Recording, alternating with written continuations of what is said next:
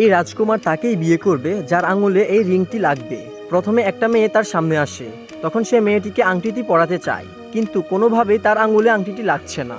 এরপরে দ্বিতীয় মেয়েটি আসে, মেয়েটি রাজকুমারকে বলে সে তাকে অনেক ভালোবাসে, কিন্তু রাজকুমার মেয়েটির কথার কোনো জবাব না দিয়ে রিংটি পরাতে চায়।